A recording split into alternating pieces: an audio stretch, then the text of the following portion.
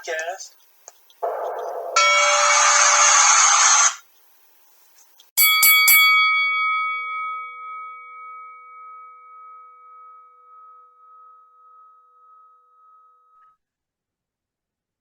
All right, what's going on, Fight Bros podcast listeners? We are coming at you today with Fight Bros MMA show number 53. We got a great one for you today. We are continuing our series with Titans of the Cage for their upcoming event May 20th at the Wytheville Meeting Center. My guest today, she is the president of Titans in the Cage. Some may call her the Dana White of Southwest Virginia. So for my guest today, I have the president of Titans of the Cage, Kim Ring. Thank you for coming on. Thank you for having me. And happy Mother's Day as well. I hope your day's been going good.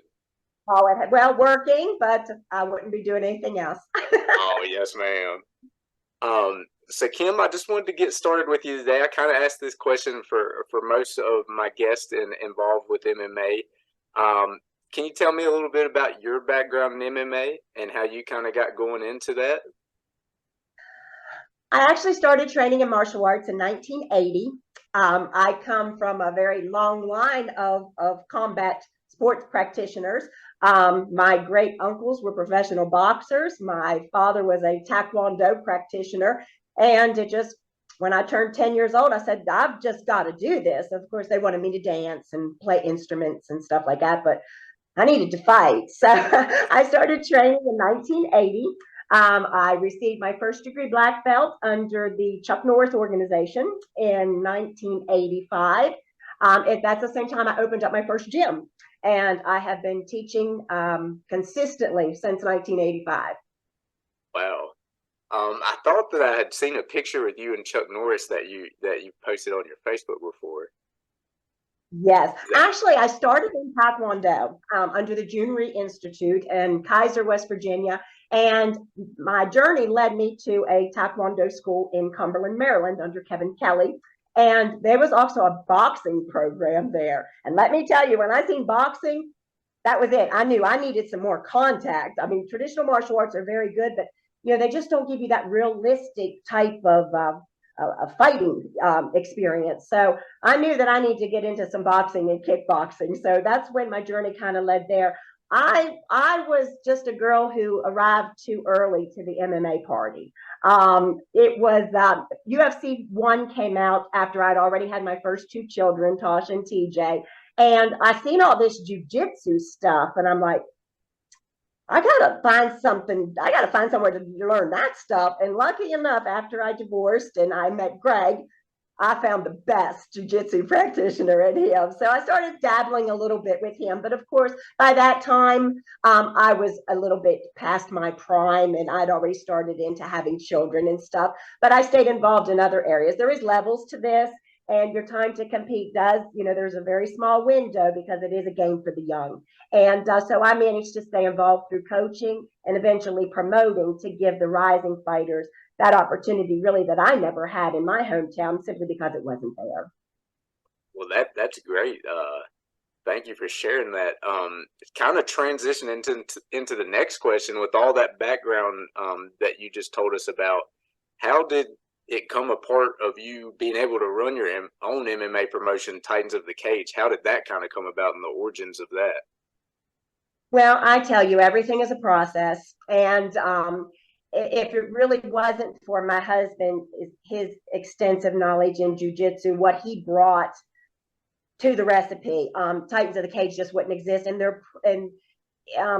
in our area in Wytheville, there definitely wouldn't have been any skillful jiu-jitsu schools. And of course, jiu-jitsu is a huge part of MMA. If anyone tells you differently, they're lying.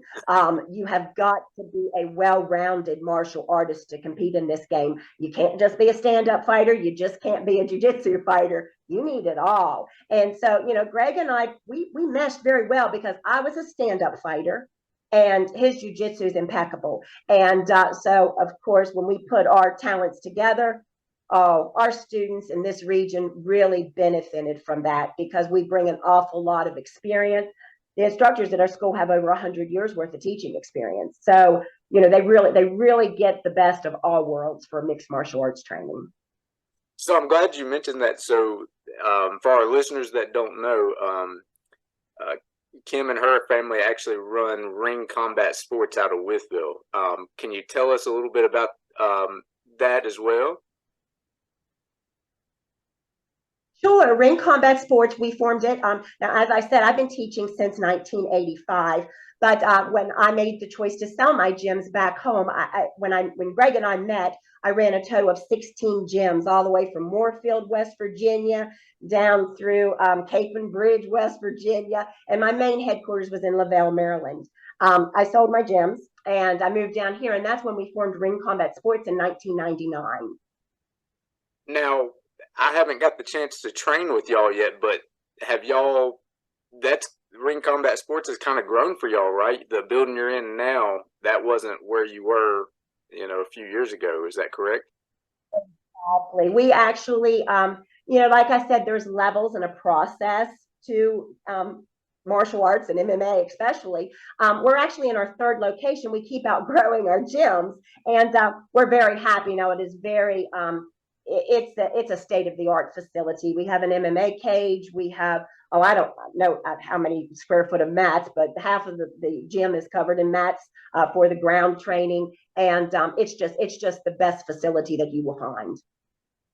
That's great. Now, with being able, with running your own gym, that gives you an access to people that might want to compete.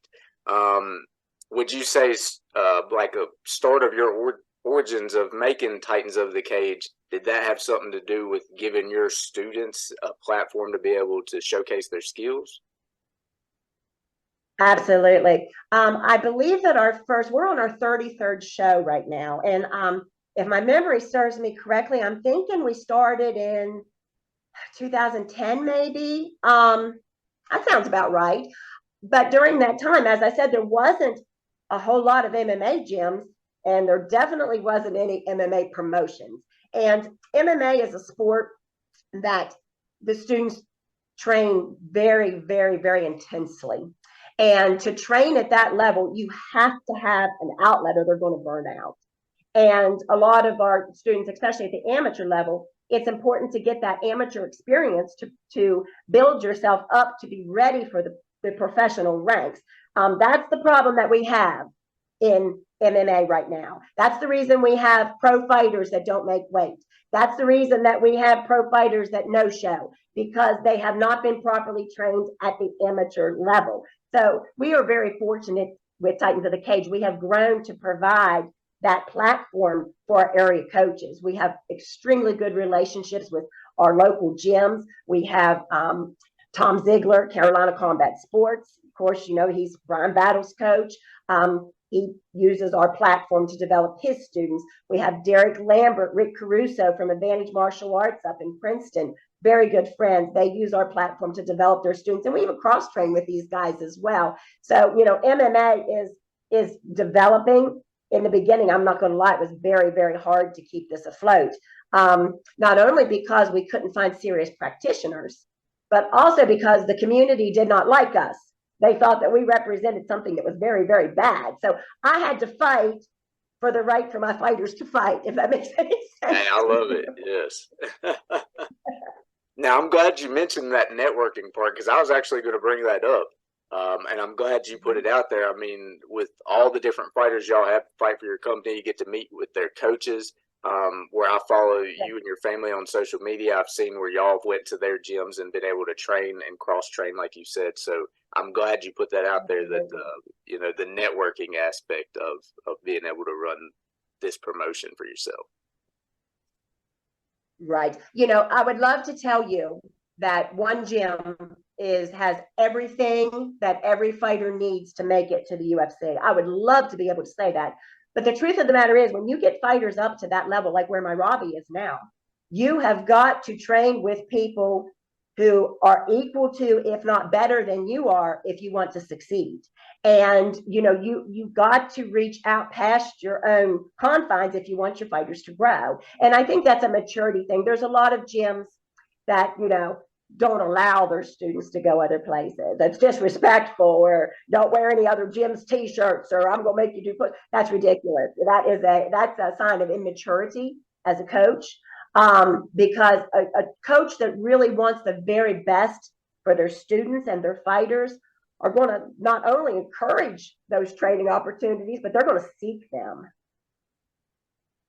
Now, kind of going back into a little bit of the inside of being able to run the promotion, what are some of the hardships that you face with your events, especially, getting closer to it, in terms of like finding fights, or people backing out of fights? Can you talk with us a little bit about that? I can. As I've said, Greg has kind of become, Titans of the Cage, ring combat sports. It is the result of both of our efforts. And, he pretty much serves as the face of ring combat sports because he spends the most time mentoring with the gym. And I focus a lot on providing those opportunities for our competitor. But I jump in there and help coach, and he helps me with my matchmaking. Anyone who's seen our cards, they say, oh, this matchmaking is wonderful. Well, that's just a matter of experience. And it's also a matter of having matchmakers and coaches who want their students to have proper challenges at the proper time. And that is exactly what we want to offer to other serious coaches as well. We're not in the business of padding our amateurs' records. This is when they need to learn if they got what it takes to make it in this. Otherwise, they're delusional. There comes a time to be tested. But we want that test to be fair. I tell all my fighters that compete for me, I can't guarantee you're going to win, but I can guarantee you're going to be treated fairly. Yes. And that's always been our principle, that our promotion is based on the principle we're martial artists first. And with that comes some respect and dignity. And that's one of the things I like to try to instill into my amateur fighters. Now, debut fighters, I believe anyone who has an interest in this sport deserves to have a doorway to participate and to see what this is all about. I mean, people who want to fight, we're kind of born that way, Marcus. We're going to fight, whether it be on the street, the Walmart parking lot, we're going to fight. So, if they have that fighting spirit, we want to give them a place where they can do that without catching a charge, and maybe develop some skills that they didn't even know they had. There's opportunity in this. And combat art, it's a wonderful thing with a wonderful support system. And some of these guys, they have been fighters. If we look at Trevor Peak, okay, that guy has been fighting. He's been fighting for his freedom. He's been fighting for his right to fight in the U.S. That guy's a fighter. Yes. And look how good he's doing. And all he needed was for someone, Agogi. He comes from Agogi. Wonderful gym. Wonderful coaches. They took him, they nurtured him, and look at him now. I love that guy. Hey, I agree. I'm a big fan of him as well. And I hope I can get me a Trevor Peak in TOC and let him work his way up into the UFC. That would be an amazing thing for me to accomplish. Yeah. Now, going back to your matchmaking, so how do y'all kind of decide, I guess, good matchups for fights? Do you try to find people with kind of adequate experience, or, some of these first time guys, like you said, how do you kind of go about giving them a fight? Those are a little bit tricky. In our matchmaking process for our debut fighters, we often ask them, do you have any wrestling experience? Do you have it? What's your experience in the sport? Did you play football? And if they have an athletic background, we'll let them come in and get their feet wet. Even if we've had several of them that's come in, not had a very good experience, but held their own and ended up training somewhere. So, I mean, that's what this is all about, getting these guys in gyms, getting them to get some skill sets to them. And then they come back and they're on a winning streak after that. So,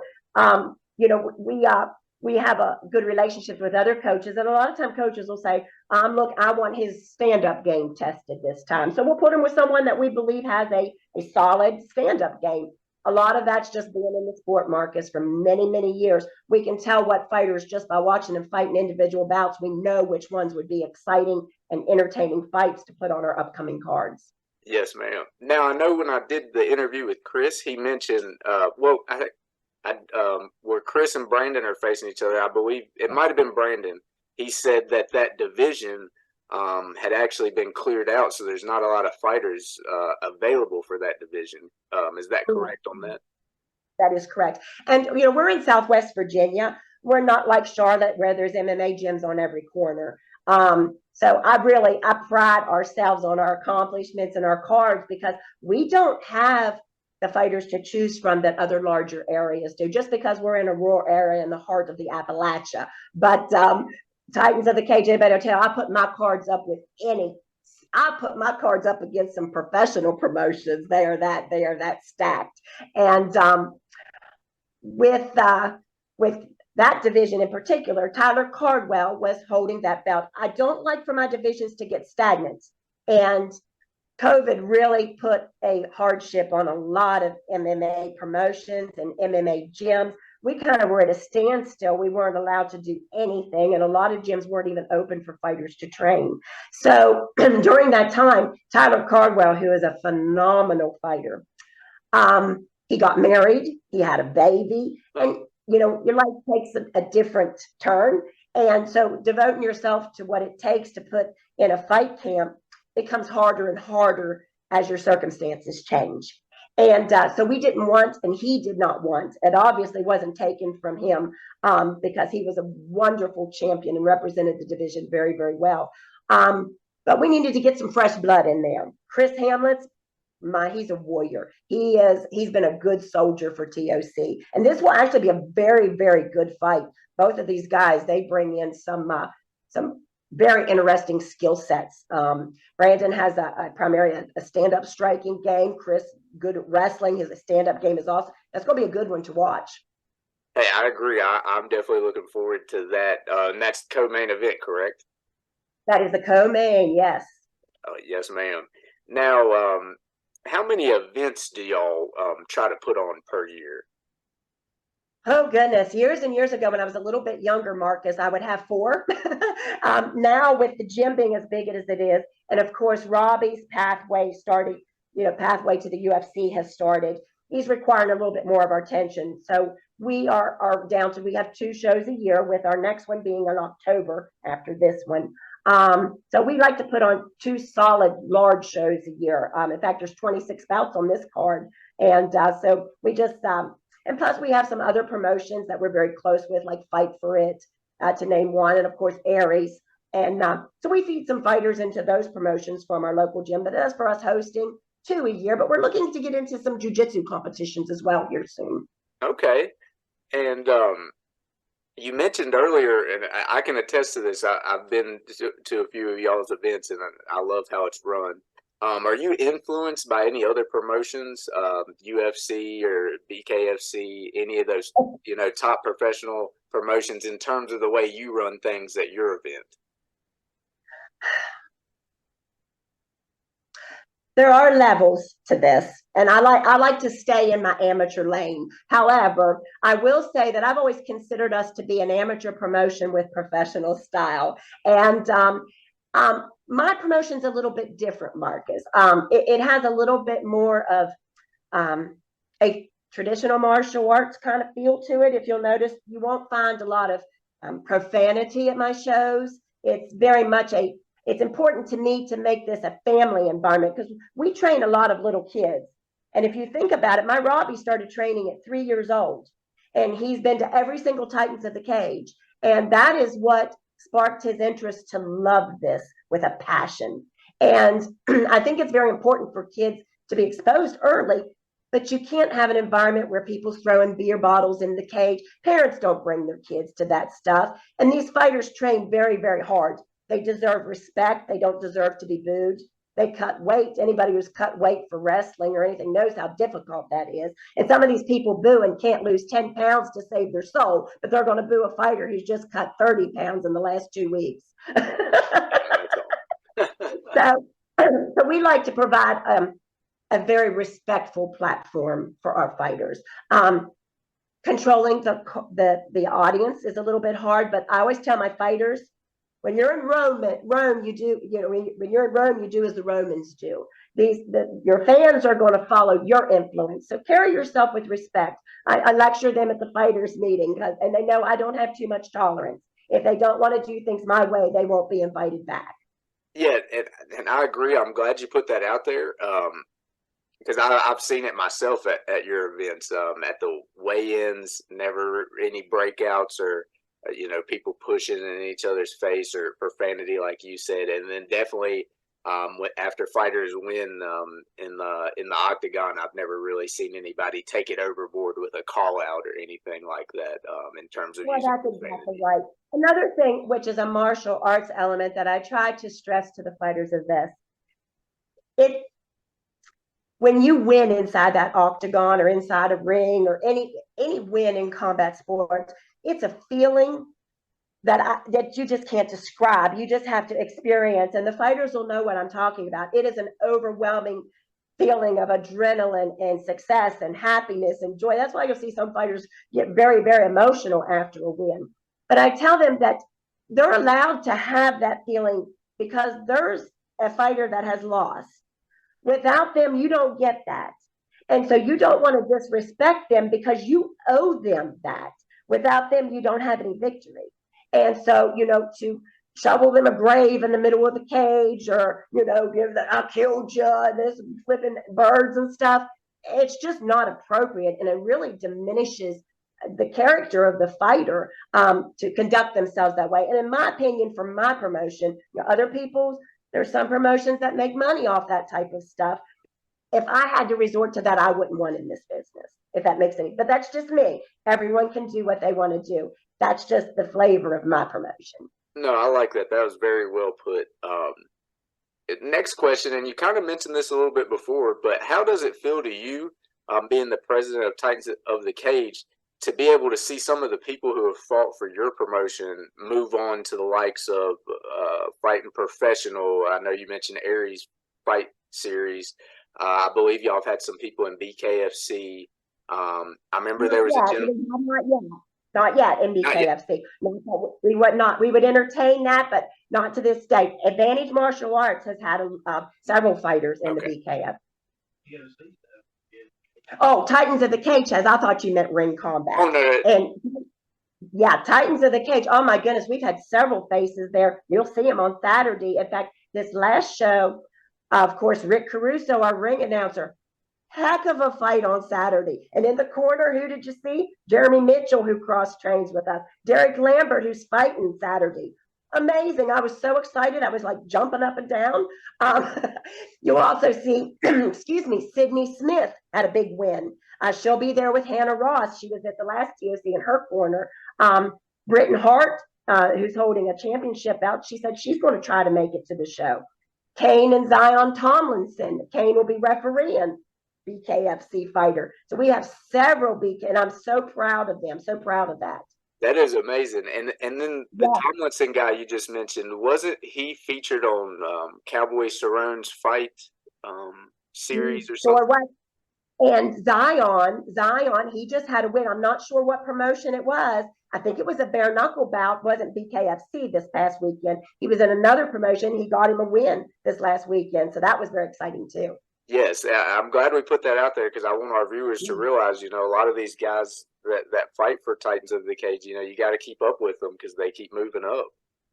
And that's what our fans like.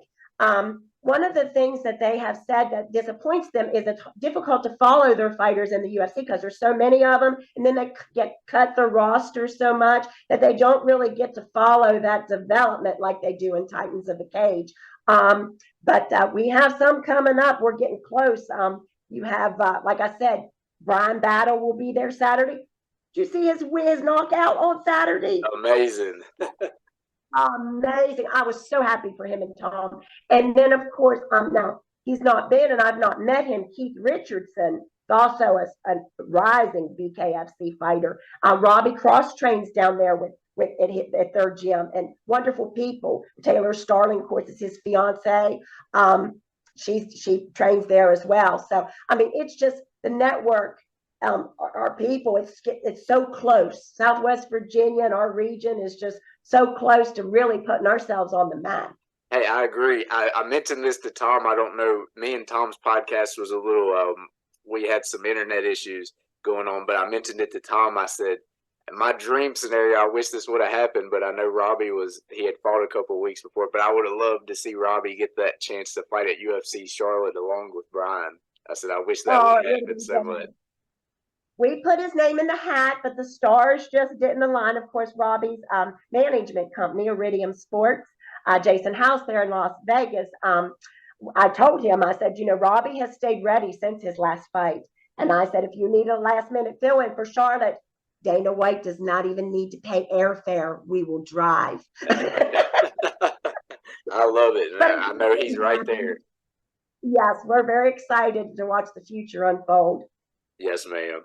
Now, going back to Titans of the Cage, what is your favorite venue that you've hosted at, or is there a certain venue that you like to host at more than others? I absolutely positively love the meeting center. It's comfortable. We've got padded seats for everybody. There's screens all the way around, so you don't miss any of the action. And even if they can't have the best view of the cage in the general admission section, you don't miss anything. You can watch it on the screen, but you're still there to experience that live vibe. I mean, it's an excitement that you will never find. You won't find it at a basketball game. You won't find it at a football game. MMA is distinctively unique. Hey, that's right. Yeah, I remember. I want to tell you about this. I remember my first time coming and watching your event at Titans of the Cage. I believe it was at George Wythe High School. I was in an auto mechanics class, and the gentleman that was teaching, he was telling us, he was like, "Y'all got to come watch this. This is awesome. It's fireworks." And me and my buddy went down there and met him down there. And I can't remember the gentleman's name. But he had like a flying knee knockout. I believe Robbie remembered this when me and him did a podcast, and I was hooked from there. I was like, this is a good thing for the Southwest Virginia here. Yes. And those events that we had through the schools, they were, we were just starting out, and we were trying to get people to understand what MMA was all about. It's not like street fighting. It's not violent. You can't fight like this if you're angry. That anger is the factor that keeps you out of jail. Okay. When you fight out of emotionally because you're angry, or you just simply, you want revenge or vengeance on somebody, so you punch them out here in the Walmart parking lot. You can't fight in an MMA cage like that. You have to be composed. You have to be methodical. And we really just wanted to introduce people to the beauty of the sport. So how we were able to do that is our events supported athletic programs, whether it be the football team, whether it be Fellowship of Christian Athletes. But over those years that we worked with the schools, we are very, very proud to have donated over $150,000 to our area schools. Wow. I didn't know that. That's great. Definitely involvement with the high schools. Yeah, I remember when we went to that event as well. Me and my buddy were just so amazed. It was like 19. I think y'all had 19 fights on that card, and we were like, "Wow, what a deal that you get to watch 19 fight bouts for that cost of admission." Right. And I don't remember ever putting on a bad TOC, and we've never had one that's had less than 15 bouts on the card. As I said, this TOC coming up this Saturday actually has 26, including our undercard. Wow. Now that was what I wanted to get into next. So kind of for our last topic here. So I wanted to get into Titans of the Cage 33, May 20th, this coming Saturday at the Wytheville Meeting Center. Can you tell me and the viewers here what all we can expect of this event in terms of matches, maybe some stuff that'll be going along while these bouts are going on? First of all, Our undercard is going to showcase some of our up and coming fighters in the region. Some of them are youth exhibition matches, meaning they have a special rule set and that they're only going for like 2 rounds, some of them. But it's just to give our upcoming fighters and from different schools like Advantage Martial Arts, Ring Combat Sports, to give those young fighters the opportunity just to see what it feels like to get in there, to get the nerves out of their system, without taking a lot of damage as they would in an actual sanctioned fight. So you'll get to really get some names out there that's on the rise. We have some fighters that's on a track to jump to the pro levels in the very, very near future. So you'll get the opportunity to follow them, but it's going to be fireworks from start to finish. I'm extreme. This card is it. We say every time when we have our staff meetings and stuff, and we start talking about the next card, we're like, oh, this one's going to be, that last one's going to be hard to beat. But somehow we always do it. Somehow we always get her done, and we always top it. It just keeps getting better. And I think that's that excitement that keeps us going. Hey, I love it. Definitely exciting with that event coming up. Now, some stuff will be going on cage side as well, right? You mentioned before Brian Battle will be doing some meet and greets. Is that correct? Brian Battle will actually be there to help his coach, Tom Ziegler. He's one of the coaches there at Carolina Combat. But he's running around there, and you will not meet a nicer and more encouraging, I always say something. People ask me about my favorite fighters, and I make no bones about it. That 2 up there at the top of the list. Of course, I love Trevor Peake, but Brian Battle and my Robbie Ring. And the reason that I favor those 2 so much from my experience is because not only are they excellent fighters, they are wonderful teachers.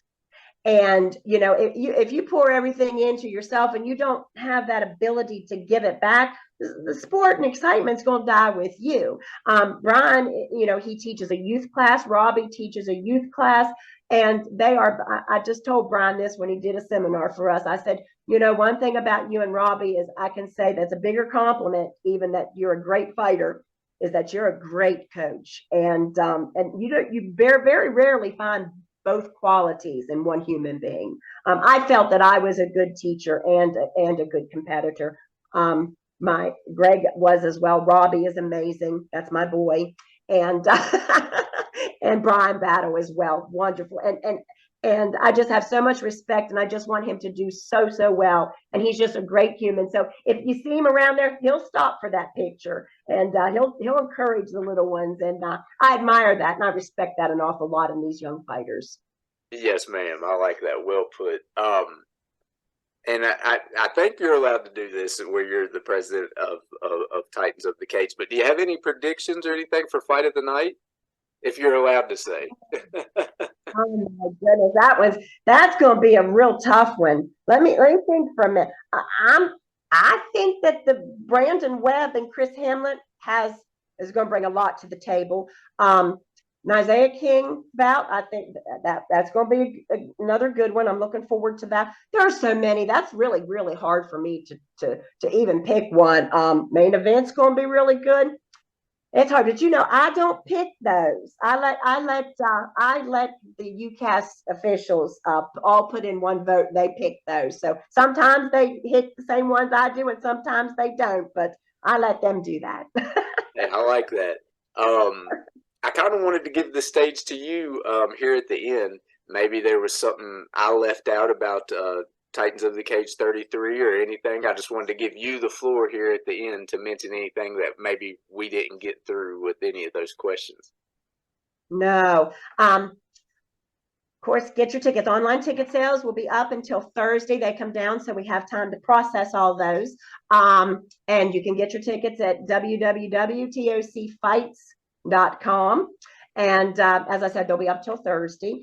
Remaining tickets will be available at the door, so they can just show up at the fight and see what we have available at that time. I also like to get all of our fans and invite them to come to our weigh-in event at the beautiful Seven Sisters Brewery on Main Street. They're going to host our weigh-in event. That's going to be this Friday. The public live stream kicks off at 6 o'clock. The fighters will be making weight with the sanctioning body at 5, but the public mock weigh-in will be at 6 p.m. So come out, get some brew, and check out all of our fighters. Fighters love to take pictures during that time, so it's a good time to meet your favorite rising fighters as well. Just want to thank my husband for putting up with me all during fight week. It's not an easy time. It's not an easy job, as you mentioned, those pull-outs and everything. When you're working with the amateurs, it's kind of like working with elementary school students who some of them don't know how to act yet. So I have to be the MMA mom sometimes, and so we deal with all that stress. And of course, my Robbie, I just want to give him a big shout out and call all of his hard work that he's putting in. He is putting in a lot of work to get to that UFC, and we're very, very hopeful and focused that that's going to happen this year. Yes, I can't wait until that day because I know it's coming soon. All right. Well, Kim, I want to thank you so much for coming on the podcast, taking your time out of Mother's Day to definitely come on today. And I want to thank you too for reaching out to me and allowing me this opportunity to be able to interview you and a lot of the fighters fighting under your promotion, because this has been great, and I hope we can do this again in the future. We will. And before you go, Mark, I just want to shout out real quick to our event partners that have supported us, because really without this local support of the community, it would be extremely difficult to meet the expenses that these types of event requires. And without them, we would not have this stage for our rising fighters. There's really no money in amateur fighting. They're really not for promoters, not for fighters. But without that, it's impossible to get to those levels where you can make the money. And so I would like to give a shout out to Barney Construction and A1 Storage, who sponsors our corners, along with Chris Fox from Berkshire Hathaway Real Estate. They have supported us for many, many years, and we're very, very appreciative. Scott Martin from Fire Protection Services. And this time we're also welcoming Brandon Webb, who's also fighting, but he's sponsoring with his electric and plumbing. And we got a new sponsor this time, Andy Sayers from Sayers Electric. And I've got to give a shout out to our boy Greg Sark from Sark and Sons Lawn Care. That guy, he puts up the cage, tears down the cage, and we would be lost without him. And also Scott Martin from Fire Protection Services. We're getting old. I can't carry as much as I used to. So those guys are invaluable to me, and we appreciate them. And I appreciate you, Marcus, for giving these fighters. They need to learn how to interview, and we thank you because you provide a wonderful podcast for them. Well, thank you. I appreciate that. So listeners, you heard those sponsors. If you need any of their services, reach out to them. Lastly here, follow, I will put it on the podcast so you'll be able to see, but follow Titans of the Cage on all social media platforms. If you're looking for tickets, visit www.titansofthecage.com, and you get those tickets to that event on May 20th. You won't want to miss this one at the Wytheville Meeting Center. Thank you. And also, if they can't make it, Marcus, we will be having a live stream. We encourage tickets first, but if they absolutely can't make it and would like to catch the fights on live stream on the front page of our website, titansofthecage.com or tocfights.com, there'll be a link to the live stream that they can purchase that day. Okay. So viewers, you heard that as well. Can't make it to the event, you can watch that online through live stream. Well, thank you again, Kim. Thank you so much. I'll end this recording here, and then I'll finish out with you. We'll see you Saturday. Thanks for listening to the Fight Bros podcast. If you like what you heard today, like us on Facebook and like and subscribe to us on YouTube. Thanks for all your support.